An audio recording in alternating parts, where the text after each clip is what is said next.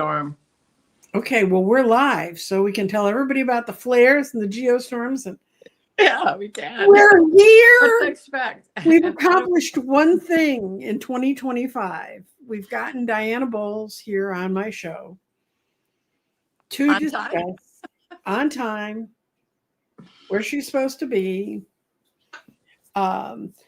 Anyway, I took the other one down, which I didn't know this, but right after you finish a show, you have to wait a while before you can take something down. I mean, I wasn't going to take it down because your name was on, but it wasn't not the show that was being advertised. And so. Well, and please allow me to apologize to you and all of the chatters because I just did not look at my email before I got the dogs out because I hadn't gotten them out in like 4 or 5 days and they were chomping at the bit. And I just didn't even think to look at the emails yesterday morning. Well, anyway, it's all solved. Apparently, the universe works in its own sweet timing. And we're here to do the 20 questions for Diana. And Diana Boles is a bit of a different person in our community in that you work with a lot of art and other things that many of us don't do. And a lot of people don't think of traditionally as psychic work, but it is. And one of the things you're going to meet some other folks as we go along here. I have some friends coming on who are sisters who are both, they can read cards. I mean, they could run circles around people I know, have channels. They don't want to do channels. They do the things that they like to do, and they don't do anything publicly. But they use their psychic powers in a very different path. And one of the women I've known since Casey was 6 months old, and Casey's 48. So good friends. There's nothing good friends. And I'm just hoping that we can make it through this, and you'll do my 20 questions. Would you like to give a quick introduction of yourself before? Well, in the chat, I'm often seen as oil painter, and everybody knows me. Well, I shouldn't say that because there are a few people in the world who would rather not know me. Mm-hmm. But anyway, I appear a lot as a guest, and I'm just getting my own channel, really trying to roll it along. Mm-hmm. I am a beekeeper, which is something that I just started this year, and I'm very excited with it. It seems to be very well. I'm going to contact the Holly Association for Beekeepers and have somebody who's certainly a little more knowledgeable than I to come and check and make sure I'm doing everything right. And so I'm going to call them later today. And I was born and raised in Detroit in 1949. My mother was due with me on your birthday, but I was such a stubborn Taurus, I came out a Gemini instead.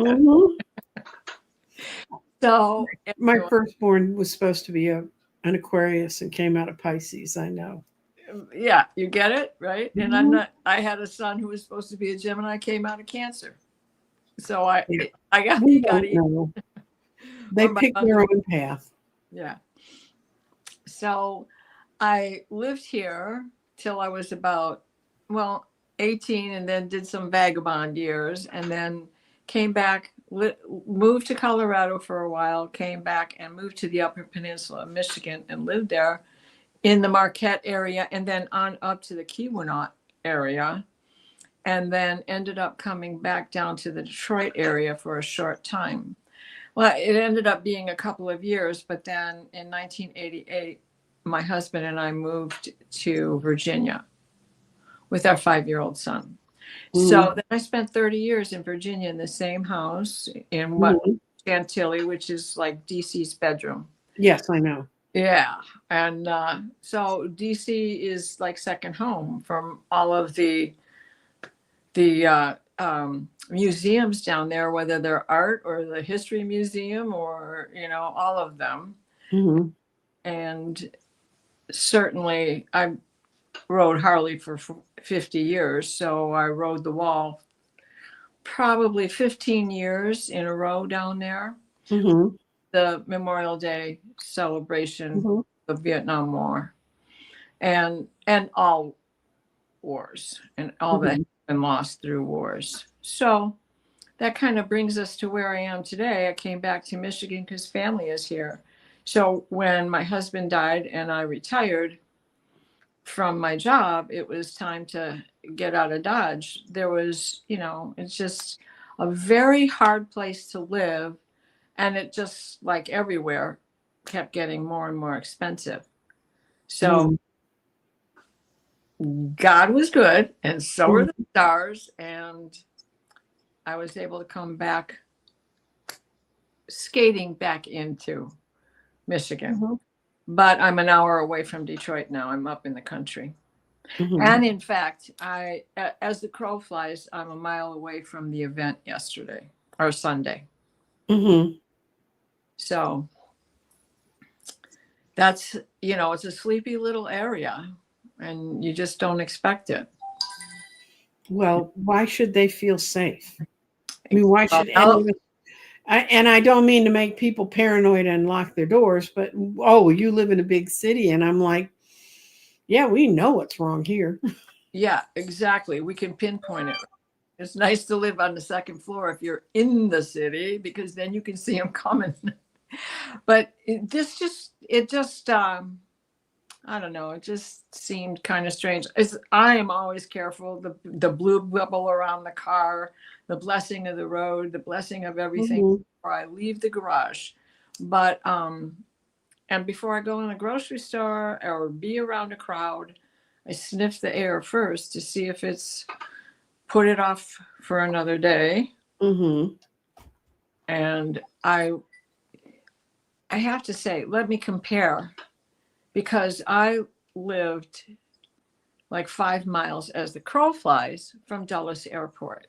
Mm-hmm. So on 911, I left with the dogs to go for a ride and left the television on. And I noticed immediately there was no noise. On at that hour in the morning, there are tons of little hopper flights coming into Dulles. There was no noise. And I thought that was very strange. And I took a 5-mile walk. So, Mm-hmm. it took me an hour to get back home. Mm-hmm. I walked in and I had left the news on. And I walked in and I see the first tower fall. I thought I was, seeing a movie. Science fiction movie, I know. Yeah, exactly. And then that day, of course, I was supposed to go to DC and, of course, did not. Mm-hmm. Everybody was on lockdown. My husband worked for EDS. He was supposed to be in DC that day as well. Of course, they didn't go. And it just became so silent and stayed that way for a week. Yeah, I live by Love Field, which was at the DFW, is a bigger airport, but it's very, and when I came home that afternoon, I did not realize how much noise background. I mean, I could walk to Love Field from where I lived. I did not realize how much noise and how much stopping everything what a difference that was going to make. And yeah, well, that sense that I had in the morning was the same sense I had here. Now, mm-hmm. It didn't happen until 10:30 in the morning, but I woke up with that feeling. Mm-hmm. Well, right now I wake up every day thinking, yeah, the first thing I have to do is get my head screwed back on straight. But speaking of screwing our head on straight, okay. we're here on a mission. All right, let's go on our mission. When did you realize you might have psychic abilities? Well, not knowing what to call it, but I'd say all my life, because you're born with it. Yeah, they were not imaginary. They were really there. Oh, your friends? Yes, my friends, my chief, the praying mantis alien that was always around, but I only saw him in real time once, where it was daytime, Mm-hmm. And so my chief is Chief Tonquist. She's been with me since the beginning. There's always been that man in the blue robe with the hood or the fancy hat, which is Merlin. Mm-hmm.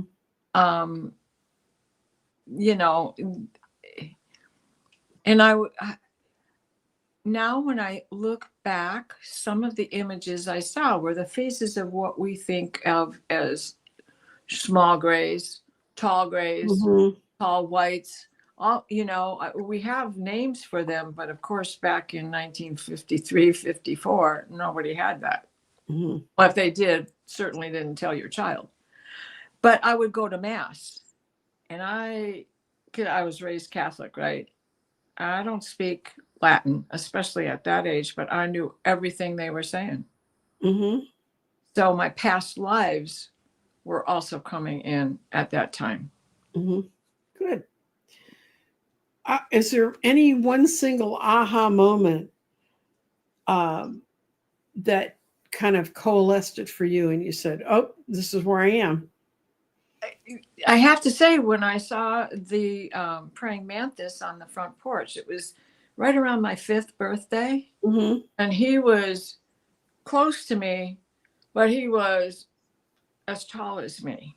Mm-hmm. And he was kind of on his haunches, and I was sitting on the stoop. But when I stood up, he stood up. We were the same height. And I knew I saw him. I sat back down. I turned my head back at him, and he gave me a nod and a wink. Mm-hmm. And I felt, okay, I got to tell my mom. This is so exciting. Of course, by the time I got back, he was gone. He had the body of a lubber, grasshopper, Mm-hmm.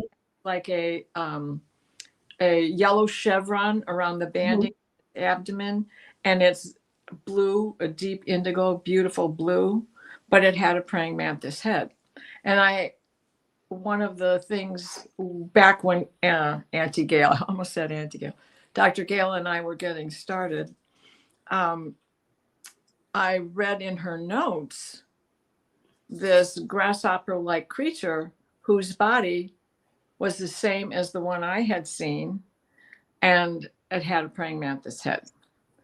And so then that just firmed it up for me. Well, if I saw that and this woman saw that, then there's something to this for sure. How did people react when you tried to share your experiences? You're making it up, Diane. Mm-hmm. Knock it off, Diana. You're going to have to go to confession. You're telling another lie. I don't want to hear it. And that was, of course, I didn't know it at the time, but my mother was psychic. Mm-hmm. And maybe she just wasn't tapped in during that stage of life. I don't know for sure. But I was always the one making things up. So My mom was psychic, but unfortunately, what she could see was death. And when you're RN, that's kind of a difficult thing. And she didn't. There were some experiences where she thought I was making things up. Finally, other adults defended me enough that said, no, she really saw what she's saying she saw. And finally, my mother just let me know that everybody else would think I was crazy. And I was like, fine, but. Something about the foundation of religion, right? Mm-hmm. It's ritual and ceremony. And my grandmother was definitely psychic, and she's always calling in the saints and the angels and the higher beings, right, and on and on. And so that stuff was around us all the time anyway. Why would you say I'm not seeing it if you're telling me to pray and bring it in? Right. Well, we were Protestants, but my mother was an Episcopalian, which is sort of Catholic-like. Right. Did you seek training, or did you explore what your gifts were on your own? I just explored on my own. I learned by listening to others as well. And then, deep diving. I had breast cancer in 1995, 96. And I'm at a Saturn return on that. So that's another story. But what happened is I stopped hiding it after that.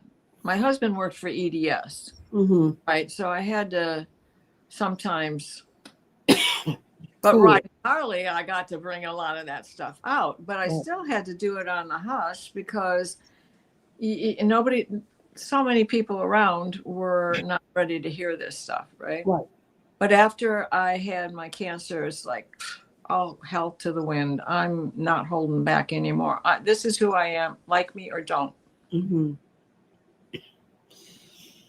Were there any specific tools that became really important to your practice early on? Tarot, certainly. Pendulum, the dowsing rods. My parents used dowsing rods. My dad used them all the time. My grandfather used them all the time. Candle work, spell work, because that was a big part of the novenas, which, Mm-hmm. 9-day thing. I love that so much. And the spell work, my grandparents were into essential oils. They're from the 1800s. They were born at a time where that was the norm of life. Mm-hmm. And you put some wintergreen under your tongue, that'll get rid of your bellyache. I'm coming and cracking your back because you're sick. And would straighten you out by doing things like that. Mm-hmm. And we've gotten so far away from that, but I never did, because we have it in the kitchen to begin with. Right. Right. And did you have any particular mentors or teachers or people you've worked with that have meant a lot? Well, certainly not in the early days. I was like everybody else's mentor, not meaning to be, certainly not Mm-hmm. me, but using wit Mm-hmm. and having a great sense of humor often brings those hidden qualities out in other people. And I taught 4 and 5-year-olds, and their parents, they were tapped in, most of them. Mm-hmm. And they would see it in me, and the fact that I could tap into their kids and know what level they were on and how to bring them back and forth. So it put me in a position where people were following me and I didn't even realize it. Yeah. I know the feeling. How did you learn to tell the difference between a psychic impression and your own imagination? Through art. Mm-hmm. But there's such a crossover that what really puts a definition on things for me is the dream world. Mm-hmm. Because so many of my dreams are messages and predictive, or I'm witnessing it happen and it's in the news in the morning. Mm-hmm. And after I've drawn it, then it shows up on a news thing. And art is just, I'm a visual learner to begin with. Mm-hmm. And I don't read, but I'm a visual learner, because when I'm reading, I'm seeing the picture. Right. Which could be because I have dyslexia. I don't know, but a lot of artists do, because we see things differently. There's a lot of readers that have dyslexia. And I think that's why a lot of them didn't buy into all the conventional truths, because they already knew there was another way of seeing the world than they were being allowed to. In the early days, I have to say, it wasn't so much the early days, but it was right after my cancer. I tapped into a woman by the name of Jamie Sams. Now, her cards are still out there. She's Cherokee and Seneca. And not Seneca, the Floridian tribes. Seminole. Anyway, thank you. Seminole, yes. And her cards Danny uses them a lot. Mm-hmm. I still use the original 2 decks that I got from her. And she really helped me navigate through the shamanism angle of all of it. And then I read everything that Ted Andrews put out. Mm-hmm. Bless his soul. Okay. And are there moments when you really doubted yourself and thought, maybe I should put this down And how did you push through that feeling? You know, there's one thing. My mom raised me to be independent and trust in myself no matter what. Mm-hmm. Even when she'd say I was making it up, right? Those were Mm-hmm. the young formative years. Even if, Mm-hmm. as I got older and she would say it, it is what made me independent and it is what made me trust myself. And there is just this guardianship that we tap into and feel secure with. And we know that that guardian, angel Mm-hmm. or whatever, is telling us right and do what you think you do, what you need to do. See, that's hard for me to get people to understand is we all have days when we kind of have to go, oh, and then you just say, no, but it's here. I Yeah. mean, you just have to reaffirm that for yourself. Wouldn't you say that that is when you know that your mind and heart and solar plexus, all the way down to under the ground, is connected, that you are standing in that thread, that silver thread, that white light Mm-hmm. that is defining you, designing you, Mm-hmm. protecting you, and sending you these messages. Yeah. Yeah. You feel more, you feel it completely holy and you say it and then you look at their faces and they fall apart because how did they know that, you know? Right? How do you handle skepticism? And this can be within yourself and for others because there's some people they'll say stuff and I have to remind myself we don't all see the world the same way, but I'll let you answer the question. How do you deal with skepticism from yourself and for others? Well, I remain data driven, Okay. and with others I know if they're going to be skeptical, and I just keep my mouth shut. The ones that trip me up, I won't say trip me up, but the ones that baffle me the most are the ones that come and ask for a reading or clear my house. Can you clear the energy out of this Mm-hmm. house? And then ignore the advice, ignore what they've been told, ignore that I have any ability, and then try to say, you didn't do that. Huh. One case in point, 2 years ago, I was in an outdoor event and there was a huge storm coming.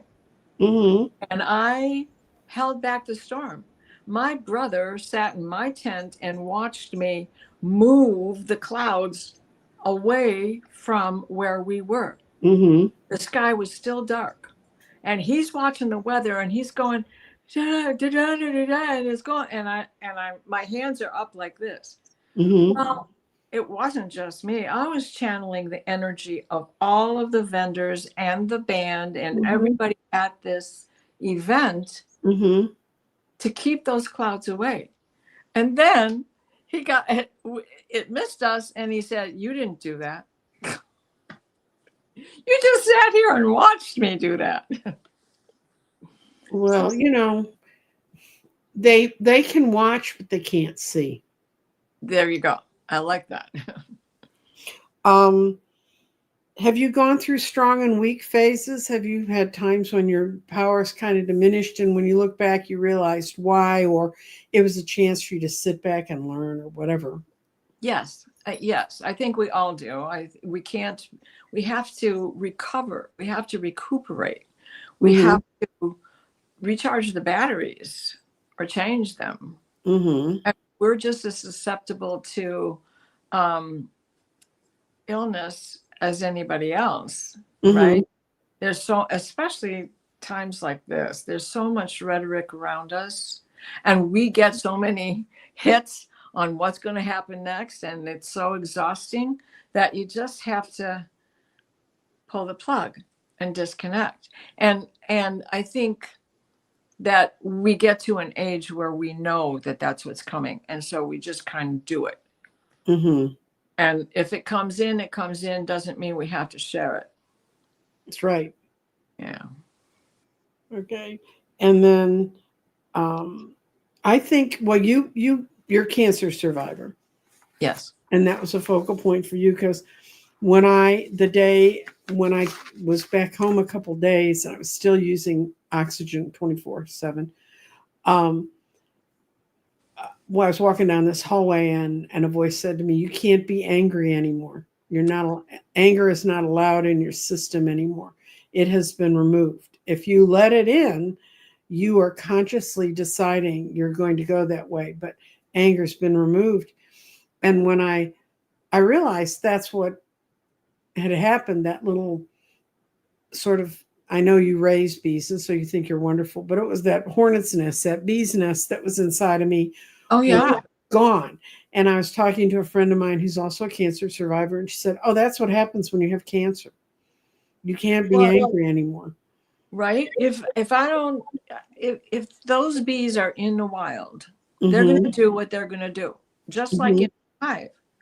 So if I stay on top of any odd cells that are turning into, well, let's raise another queen, Mm-hmm. then I break them off before they've laid an egg in there, because Mm-hmm. you can sell those things. Not that I'm interested in doing that, but I don't want them to do that. And if they were in the wild and did that, what would they do? They would swarm. That's how. Mm-hmm. And Diana has once again left us, and I'm hoping she's coming back. Diana's been having electrical problems. Matter of fact, today when I called her to remind her we had the show, her power had been going on and off, and she didn't know what time it really was. So, oh dear, we're back to this again. I hope she comes back. I'm giving her a shot at it. She's gone out. I think she's coming back because I can kind of see she hasn't. Oh, I have to turn my phone back on. I turned it off because it was binging and beeping, and I didn't want that disturbing the show. Ah, there she is. Oops. Oops. I was afraid that was going to happen. I should have. My brother, he just, has to talk. Her brother's the one who's fixing the wiring in her house. Yeah, right. Okay. And now this is the most perfect lead into this question, Diana. How do you protect your energy? I don't leave home. I've got my husband used to say, "Damn it, everywhere I look, there's an altar." Mm-hmm. And everything is blessed. Everything has grace to it. And it's my bubble of protection. So if this energy of him coming in, he should get the message. I'm already sending this out. Don't call, don't call. Mm-hmm. And I had a feeling, and there he was calling. But it's from psychic attack. I've had those. I've had that happen. Mm-hmm. But once you know that it's coming from outside, you get that sage out. You get those candles out. You get Mm-hmm. everything going. Like even going in on the last day of September and making salve this morning. Mm-hmm. So that in itself has protection because I've prayed over it. I've blessed it. Now that is in the aromas in the house. Mm-hmm. That is with me. And it's an altar on the kitchen counter. That's what Diana was doing earlier today, was making some magnesium salve. Did you say? Yeah. I'm trying to perfect it. It has magnesium brine is made with water. Magnesium will not dissolve in oil. I'm sure you know Right. that. Mm-hmm. And like all good chefs, no matter how many videos you find, there's something that they're not telling you. Mm-hmm. Because I'm doing everything the way they tell me to do it. I'm using the same kitchen gadgets they're using. And I cannot get the brine to not weep a little bit away from the sap or the cream Mm-hmm. out. So I'm messing with it and changing recipes up a little bit. And this time I've used shea butter, and I don't like shea with it because it gets grainy.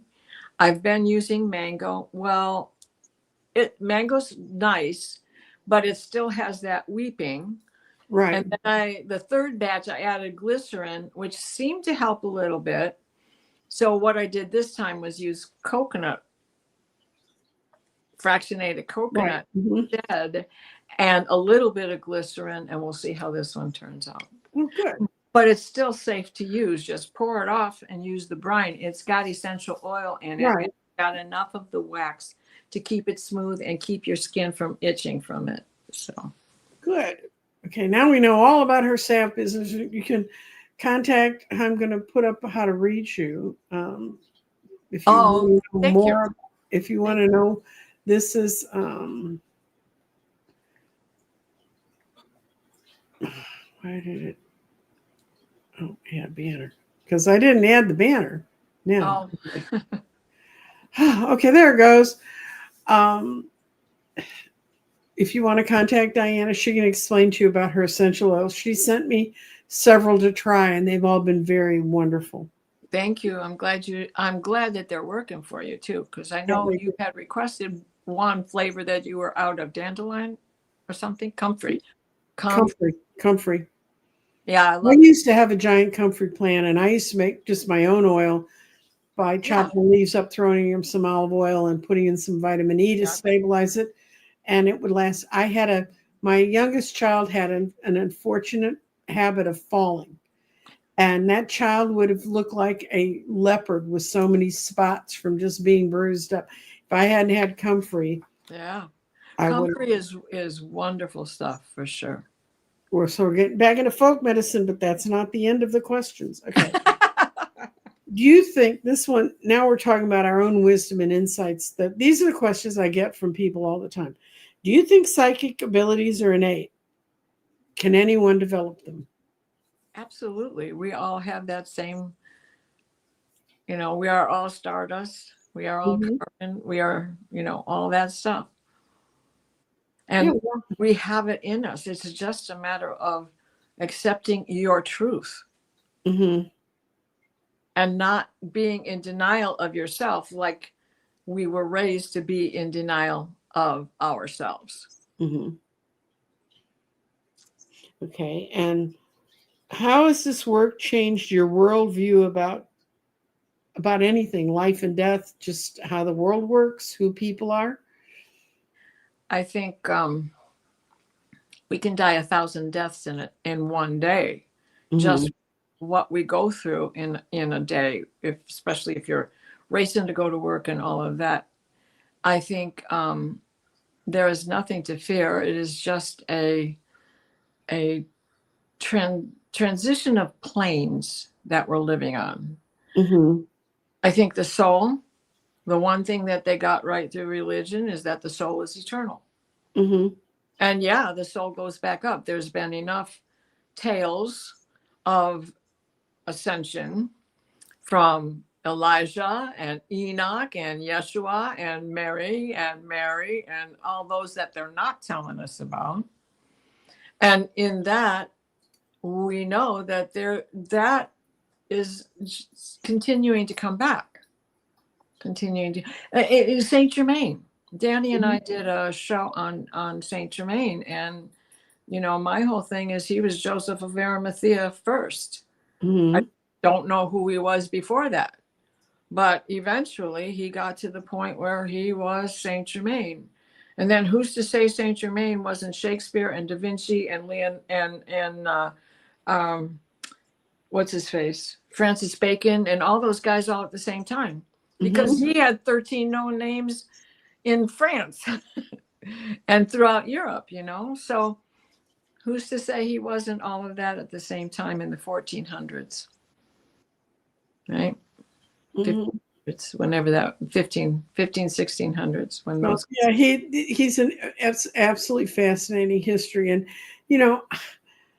I don't understand why churches can say there is no reincarnation when they can make people into saints, and then you go pray there and that saint reaches out and fixes you. I mean, there's course, there is no logic in faith. No, there isn't. That's the fun part, is there's no logic to it, so do what you need to do. Right. Even our own, right? Okay, what is the most powerful reading you've ever done, if you can Oh. share it? Most powerful reading. Or whatever, powerful, whatever. You know,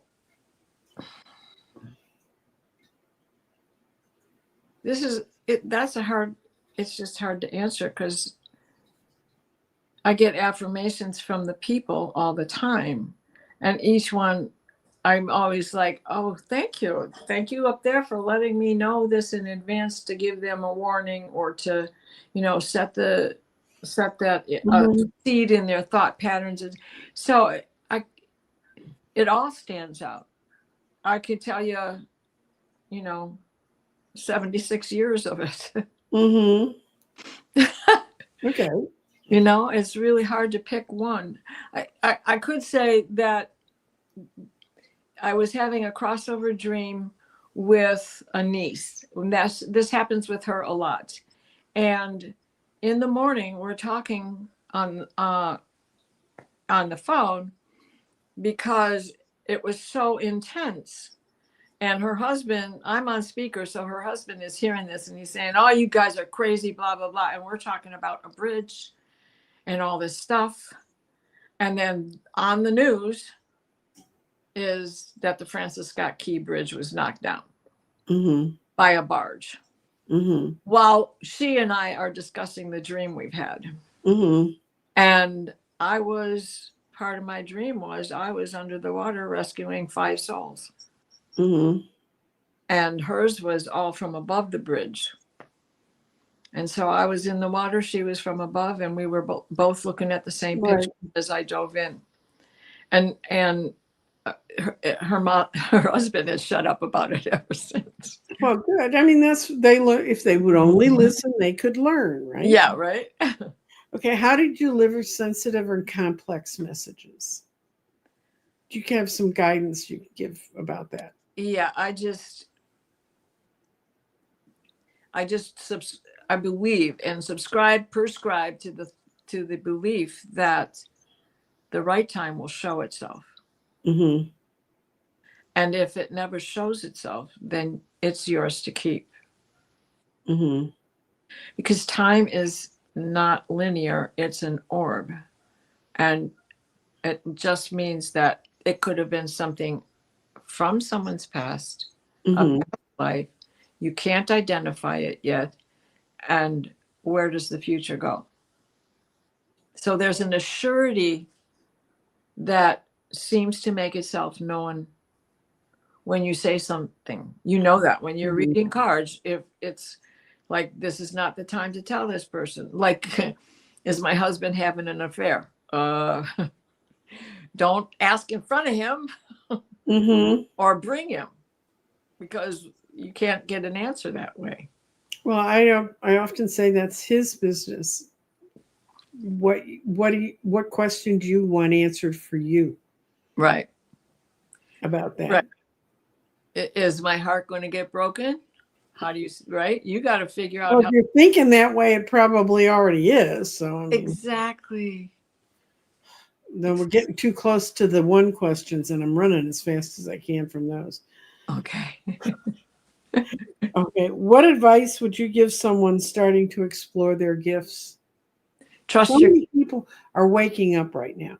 Yes. Where should they go? What should they check in on? Trust your gut. Dabble in all of it. Believe in yourself. Don't be afraid to try new things, because you never know. And besides that, we all are playing with a cauldron. And what do you put in a cauldron? Stew. You have to do. Taste it and adjust it and find what works for you. Okay. And any daily habits or exercises that you would recommend to people? Doesn't mean you have to do them every day. There's things I know you should do every day that I don't do every day, but right. What's your feeling about that? Meditation. I meditate twice a day. my afternoon meditation generally brings in lucid dreams as well. Taking the time to unplug from everybody else. Mm-hmm. And everybody should do this. And so everybody needs to be aware and respectful when another has that need, but you don't. Right. And it doesn't mean that it shouldn't come with an explanation. The closer someone is to you, the easier it is for them to understand. But someone who comes to you for advice should also be aware if they come seeking you for advice. Mm-hmm. So those are some of the things for sure. I've got a couple questions, comments I'm going to pull up at the end. Okay. Okay. How can anyone find a trustworthy psychic community or mentor? Well, again, let's just go back to trust your gut. Mm-hmm. And usually there's someone you know who went there first. And there's a recommendation, or, oh my Mm-hmm. God, they told me this, and it's all true. Well, give it a try. That's the only way you're going to find out. And right. And expand your gifts. Don't say, oh, well, I could never read that kind of thing, or I can put it into readings. There's different sorts of layouts. Try them. right. You might find the one that really works best for you. Right. And exactly, if you know how, but don't want to read for yourself because you're too close to the situation. And Mm-hmm. so be objective, which is what I find. Then I need somebody else. I can't read for myself either. Right. We can't, it's hard to be objective because I want the most beneficial outcome no matter what. You know, I want the most beneficial outcome the way I see it. And that may not be Yeah. the truth. Right. No matter what the higher source says. Exactly. Okay. And what's the biggest lesson you've learned on your psychic journey? Love people where they are. Not everybody's on your path. You know, and the children that I taught, you know, some of them had autism, some of them had severe disabilities. So it is knowing when you have a breakthrough, be satisfied and happy with that moment, keep it in your heart. And because the next day may bring a shuttered door again. Mm-hmm. So you just have to go with the flow. Well, that's the last question, but I did have Linda Bishop's comment. Okay. Time is like a big bowl of spaghetti. The strands are intertwined and all lives are affecting the one we have now. I love that. And I just got this big image of lady and tramp. Right. Spaghetti table. Right. The other thing is, you know, the Chinese believe that we're all connected to one another by a red thread. And when the red thread goes away, then we're not connected to anyone and we're kind of free to go beyond that. It's not that kind of freedom most of us want to imagine, but. There was a really good movie with Matthew McConaughey in it and a couple of other guys, and they were going into this forest in China that had the red thread going all the way through it. It was a very good movie. Kind of freaky because you were expected to not come out of there. Mm-hmm.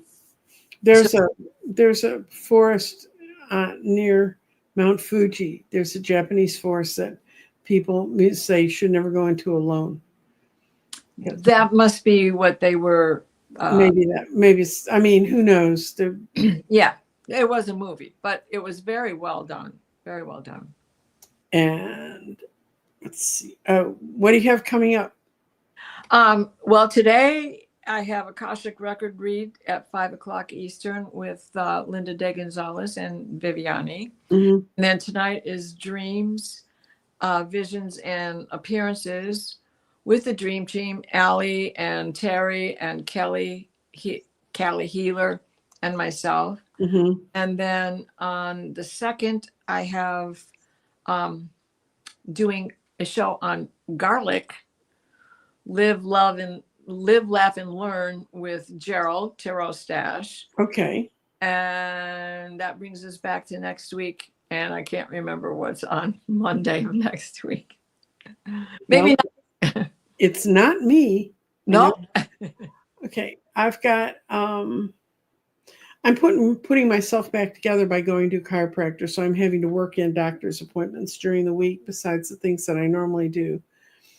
And but I have had a show that's popped up that I'm going to be doing on Saturday at 11 o'clock my time, 9 o'clock Pacific time. That's where they are.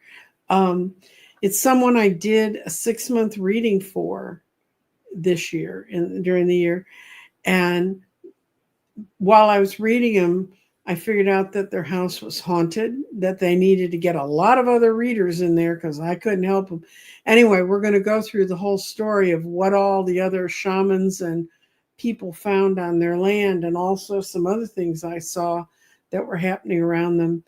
And they were like, oh no, we're not going to change. We're not going to move because they have a daughter who's has had some illnesses, but they're on top of it now and they're trying to get her well. Anyway, then we're not going to move. Well, yeah, now we're going to find out. If you want to see what's happening with Christy and John and their haunted house, that not only was it on bad Native American land, but it was on land that was in the middle of a major battle. Ooh. So there's all that left. And somehow or another, between here and there, someone opened up a portal. So they had dead people walking in from the end of their hallway, going to so they had to move the portal. It's a fascinating story. If you want to see what happens if you really live in a haunted house, this is it. And I don't get readings with people that become this kind of profound. That's awesome. Can I tell one more story? Because this Sure. one is about you and me. Okay. Before we even knew each other. Okay. So when I first moved here, I was, we were in that COVID thing, right? So now I'm a stranger in a strange land, and I can't go make new playmates besides. Mm-hmm. And I sometimes lay down elaborate many decks of tarot at the same time, all stretched out all over the floor. And I kept thinking, I need to design a deck that, has a lot of cards, but doesn't make it hard for anybody to use. And I kept thinking. And well, the only way I could do that is to create a game board. And I thought, well, that's going to end up on the Milton Bradley shelf like a Ouija board. We're not going to go there. I don't want to do it that way.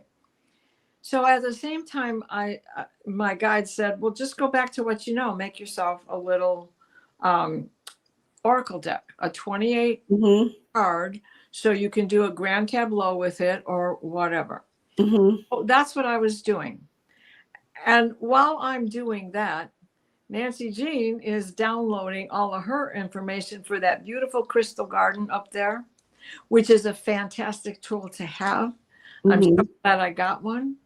And it is uncanny that I'm getting the downloads for my cards at the same time she's getting the downloads for that.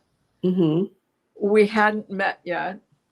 And they both came to us through dreams. Right.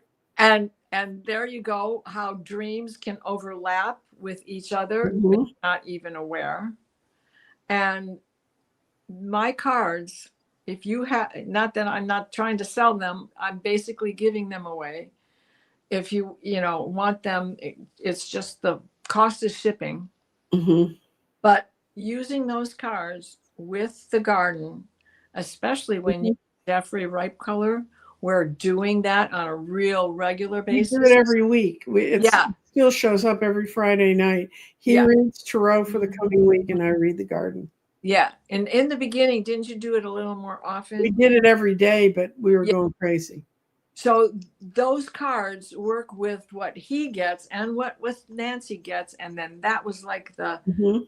the definer. That was the glue that set the epoxy so it didn't fall apart. And the way we read for the week, the coming week, is if you're trying to learn how to read a deck, it's the things are like, I think the longest one we ever did was 10 minutes. And that's just because he and I chit chatted about other stuff. We just really lay them down and say, that's it. You can lay down your stuff and then give it due consideration and look at it and Right. see what's happening with it. Right. But it's very interesting. And the only other, and then I've got a few more people lined up to come do psychic profiles, but I'm in the middle of arranging all of them. And I want to thank you for we finally got our schedules figured out. We finally got our time zones figured out. Oh my. We did it at the time we're supposed to do it. Yeah. I want to thank Diana for being here. And I'm trying to think if there was any other thing. People got a great crystal lesson, but don't go looking for it. I took it down already. Oh no, it was a good lesson. It was lots of fun. Just what do you have sitting around you that you can throw in front of the screen? That's right, that you forgot about. Well, and good luck with you and the chiropractor. I can stand by mine. This is what I do on Wednesdays is the chiropractor, and then every other week is a massage that goes with it, and it really has helped. Well, I'm going to get to that phase. I'm still at a 3 appointments a week. Okay. Phase. Yeah. Then I go to a 2 appointments a week, and then we get down to 1 appointment a week. And like you, every other week, combined with that is massage. And she is a great masseuse, except I finally had to tell her I really wasn't interested in her political point of view. Okay. I mean, she can be very good, but I don't need to hear. She was trying to tell me that young boy that shot that church up, if his parents had only been more disciplined, and I didn't know how even old the guy was at that point, because I just don't give the media my eyes that much to know. And I found out he's 40 years old. That's not a kid. And she's about 40 years old. So I don't think what she would say was a kid, but anyway. Well, this guy here, you mean Sunday? Yeah. Oh, that I've seen that truck around. He lives 5 miles away from me that way. He's in Burton. I'm in Grand Blanc Township, and the church itself is right at the borderline between township and city. Mm-hmm. Mm-hmm. So it's still really in the township. Well, it's unfortunate that, to shoot people over what they believe, and shoot them when they're praying and they're trying to do the right thing. Exactly. I mean, for Pete's sakes. And well, it's one of his own. It's not like. Oh yeah, they're not talking about the fact that he has Trump Pence signs stuck on his back fence right now. This is when I was trying to avoid hearing about him. I was in the shower and my phone clicked through to a show that talked about it. And he's QAnon. He doesn't believe in COVID vaccines. He was an anti-vaxxer, and he's good friends with the people who tried to kidnap your governor and kill her. So, yeah. These are not nice people. No. And they are not from the others. They're not in Portland, Oregon, or Chicago, Illinois. No, they're sleepy Grand Blanket. It's like you said, it don't matter where you are. Mm-hmm. It really doesn't. And it is so unfortunate because now he has no name other than terrorist. And we have no law that protects us from domestic terrorists. We don't have one. Exactly. So anyway, that's another thing. Yeah. For another day that we're not going to solve here. What we're going to solve is soothe ourselves and take down notes of how Diana feels about being a psychic, because these are the kind of questions I get when I do long readings with people. They'll ask me, how'd you get into it? And what does it work? And inevitably, they're trying to figure out how they fit in it. And we all fit in it, every single one of us. For sure. I heard voices. I see dead people.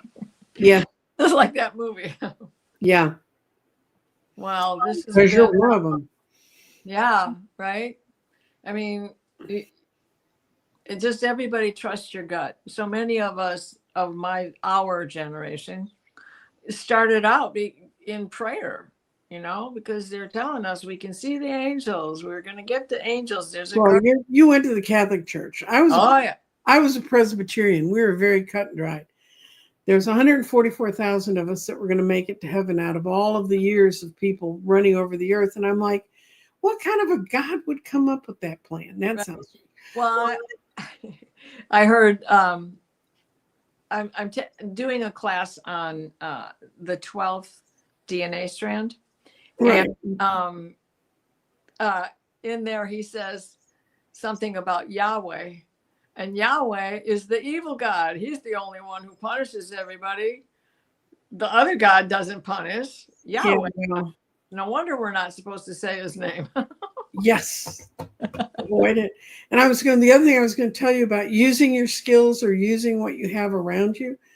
Yep. You have a grid behind you. And one time when I had done 90 some of them, I sent out an email to everybody and said, how's the grid working? What's going on?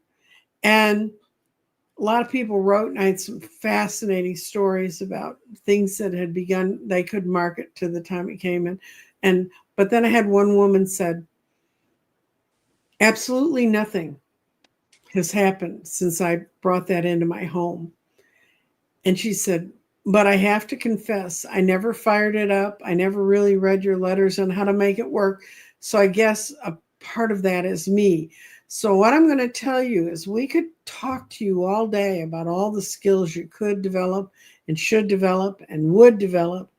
But unless you take that step and say, I'm going to work on this, nothing's going to work. And tomorrow's the first of the month, and it will get charged again. Oh, yes. And it's going to be an interesting October. It sure is. It sure is. Astrologically, kaboom. Yes. But this is not an astrology show. This is a goodbye to everybody. Thank you for watching us. Appreciate everybody who came back. Yeah. Bye. Bye. Bye-bye. Thank you.